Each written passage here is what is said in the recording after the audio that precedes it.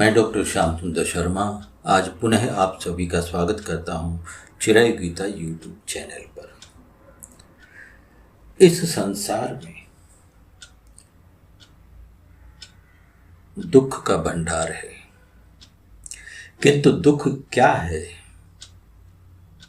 क्यों है, किसके लिए है, इसका विचार कोई करता नहीं। दुख का अर्थ है अपेक्षा की पूर्ति न होना, यही तो दुख है। हमने जो विचार किया, हमने जो इच्छा की, हमने जो अपेक्षा की, उसकी पूर्ति न होना, उसका पूरा न होना, उसकी सफलता न होना दुख का कारण है। तो इसके गहराई में अगर हम विचार करें तो ये मालूम होता है कि हमारी अपेक्षाएं जो हैं वो ही दुख का कारण है। और अपेक्षा क्यों होती है? अपेक्षा होती है आसक्ति के कारण से। आप अपनी ही इच्छा पूर्ति करना चाहते हैं और जब वो पूरी नहीं होती तो आप दुखी होते हैं। दुख वास्तव में बड़ी अच्छी चीज है, दुख बुरा नहीं है। दुख अगर बुरा होता तो भगवान इसकी रचना ही नहीं करते, ये भाव ही इस संसार में उत्पन्न नहीं करते। किंतु मनुष्य इसका कारण होता है जब उस परमात्मा से स्वयं को अलग कर लेता है, स्वयं को ही शक्तिशाली मानकर सब कुछ अपने ही बलबूते पर करने की और प्राप्त करने की इच्छा रखता है और ये समझ बैठता है कि मैं सब कुछ कर सकता हूँ, मैं समर्थ हूँ सब कुछ प्राप्त करने में, जो मैं चाहूँ जैसा चाहूँ वैसा मैं कर सकता हूँ। और जब वो प्राप्त नहीं होता, असफल होता है, तो वो दुखी होता है। एक दृष्टांत मुझे याद आता है, महाभारत के समय की बात है। जब महाभारत का युद्ध समाप्त हो गया तो भगवान श्री कृष्ण वहां से प्रस्थान कर रहे थे और रास्ते में पांडवों की माता कुंती से उनकी भेंट हो गई।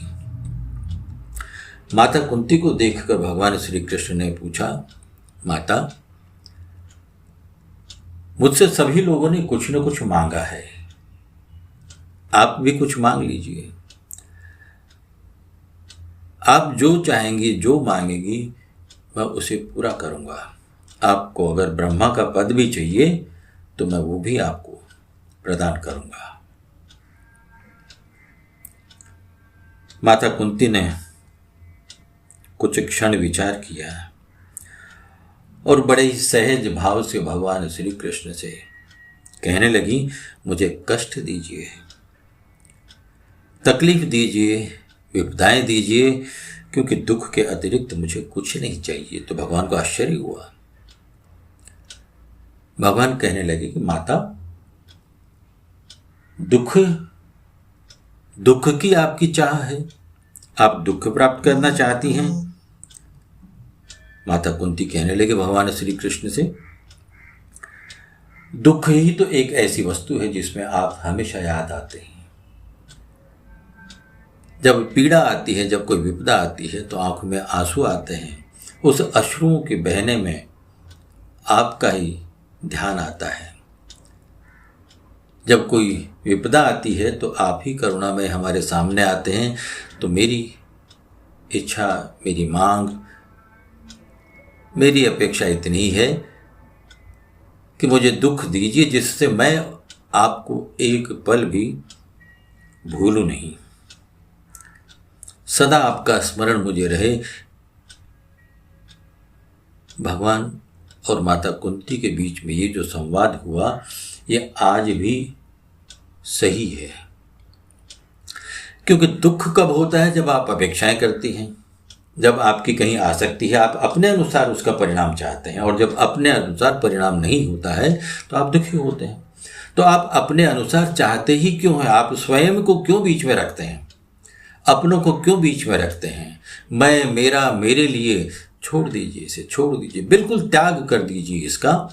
और जिस समय आप इन सब का त्याग कर देंगे, यानी स्वयं को भी भूल जाएंगे, अपनी इच्छाओं को भी भूल जाएंगे, अपने लिए कोई भी वस्तु, किसी भी पदार्थ की इच्छा न होगी, तो निश्चित रूप से आपको दुख होगा ही नहीं। न दुख होगा न सुख होगा, केवल और केवल परम आनंद होगा, क्योंकि आप उस समय भगवान के शरण में रहते हैं। और जो मनुष्य, जो प्राणी, जो साधक, जो योगी भगवान के शरण में है, उसे कुछ भी प्राप्त करने की इच्छा नहीं है, क्योंकि जो कुछ इस जीवन का उद्देश्य है, इस जीवन में हमारे जीने का जो उद्देश्य है, वो केवल भगवत प्राप्ति है, शरणागत होना है, ईश्वर की शरण में चले जाना है। तो दुखों को बुरा मत मानिए, दुखों को बुरा बिल्कुल भी नहीं मानना चाहिए, क्योंकि दुख आपको पीड़ा देने वाले हैं, और जब दुखों की पीड़ा होगी तो आप हमेशा भगवान को याद करेंगे। इसके लिए भगवान श्री कृष्ण ने श्रीमद् भगवद गीता में कहा भी है, प्रसादे सर्व दुखानाम हानि रसोपजायते प्रसन्न चेतसो याशु बुद्धि पर्यवतिष्ठते।